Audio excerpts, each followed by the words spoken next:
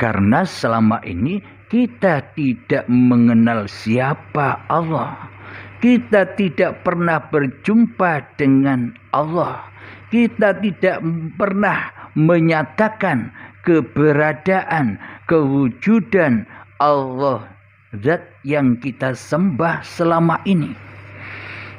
Jadi pada intinya bila Allah masih gaib atas diri kita, maka selamanya kita takkan pernah bisa menyampaikan apa-apa yang sudah kita kerjakan.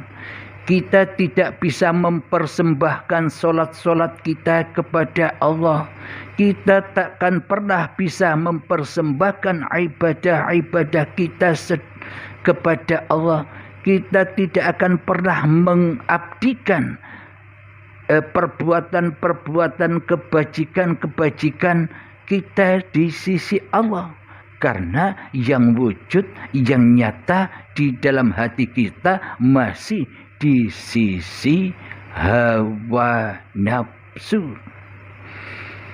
Jadi selama ini sebelum kita bermakrifat kepada Allah, sebelum kita tahu Allah, sebelum kita pernah berjumpa dengan Allah, selama ini ibadah dan sholat kita persembahkan kepada yang wujud di hati kita. Siapa? Hawa nafsu, iblis dan syaitan selama ini yang menyesatkan hati kita kepada Allah.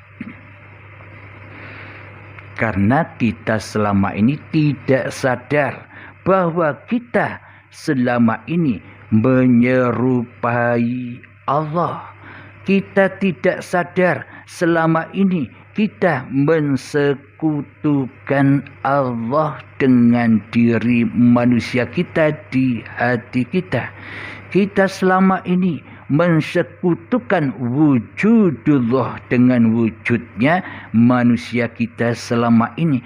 Kita mensekutukan uripe Allah dengan urip atau hidup diri manusia kita selama ini. Kita mensekutukan kuasa Allah dengan kuasa diri manusia kita sendiri selama ini di hati kita. Tentunya semua persembahan-persembahan itu tidak sampai kepada lillahi ta'ala, akan tetapi terjerumus, tersesat jauh ke dalam linafsi kita sendiri selama ini. Jadi sebelum kami menjawab pertanyaan dari saudara kita yang dari Malaysia, kita ketahui dulu makna apa itu sholat, makna apa itu ibadah, dan makna apa itu syariat. Maka dari itu, tanpa kita mengenal Allah, maka percumalah ibadah-ibadah yang kita lakukan selama ini, karena takkan pernah diterima oleh Allah bila Allah masih gaib bagi diri kita, bila Allah masih tiada bagi diri kita. Bagaimana mungkin sholat dan ibadah kita diterima oleh Allah sementara selama ini kita tak nyembah Allah, kita tak mewujudkan Allah di hati kita, kita tak menghidupkan Allah di hati kita, kita tak mengkuasakan Allah di hati kita, kita tidak berla haula wala quwata illa billahil aliyyil azim di hati kita. Karena selama ini yang wujud jadi Tuhan bukan Allah di hati kita, tapi ternyata yang ngaku-ngaku jadi Allah, yang ngaku-ngaku jadi Tuhan, yang ngaku-ngaku jadi penguasa di dalam hati kita selama ini kan diri manusia kita. Jadi semua apa yang kita lakukan tersesat di dalam diri manusia kita sendiri selama ini. Jadi pada intinya selama ini kita belum Islam. Karena di hati kita belum ada iman, bagaimana mungkin kita dikatakan Islam tanpa iman kepada Allah?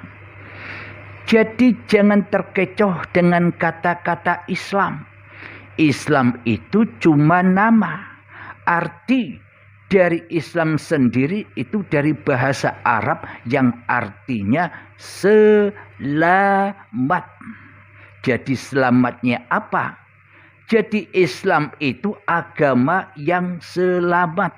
Selamat apanya? Selamat hatinya menuju Allah Subhanahu wa ta'ala. Selamat hatinya mi'raj kepada Allah Subhanahu wa ta'ala. Selamatnya hatinya dunung kepada Allah Subhanahu wa ta'ala. Selamatnya hatinya wusul kepada Allah Subhanahu wa ta'ala. Selamatnya hatinya mijil kepada Allah Subhanahu wa ta'ala. Inilah yang disebut agama di sisi Allah.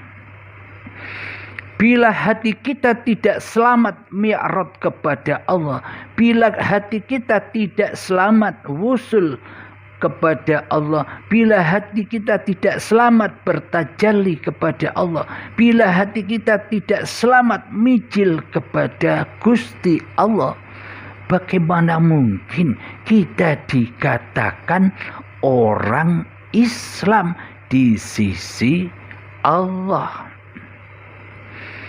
Jadi selama ini sebelum hati kita sampai mi'raj, sebelum hati kita sampai tajalli, sebelum hati kita sampai wusul, sebelum hati kita sampai mijil kepada Allah, itu artinya kita belum memeluk agama Islam indallah.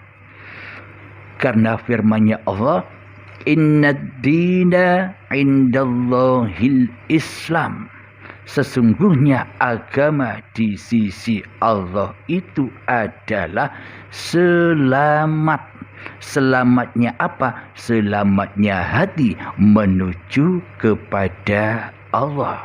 Itulah agama di sisi Allah, Tuhan seluruh manusia. Alhamdulillahirabbil alamin. Jadi meskipun selama ini kita sholat, meskipun selama ini kita beribadah tanpa mengenal Allah, tanpa kewujudan Allah, tanpa kehidupan Allah, tanpa kekuasaan Allah, dan tanpa kekekalan Allah di hati kita, mana mungkin sholat itu, mana mungkin ibadah itu menuju yang kekal. Maksudnya menuju indallah. Tanpa kita bermakrifat kepada Allah, tanpa kita beriman kepada Allah, tanpa kita bertakwa kepada Allah. Alhamdulillahirabbil alamin.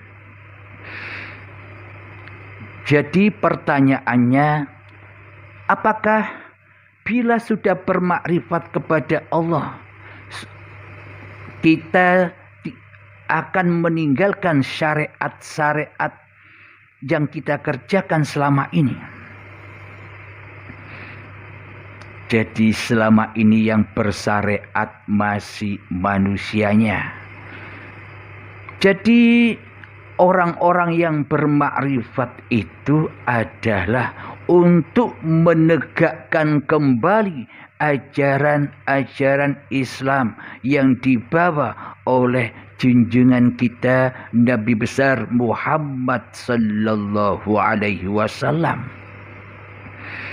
Jadi gunanya belajar ilmu hakikat dan makrifat itu untuk memurnikan kembali tujuan-tujuan ibadah dan sholat kita yang selama ini tersesat menuju mi'raj, tersesat menuju tajalli, tersesat menuju wusul, tersesat menuju mijil kepada iblis dan setan.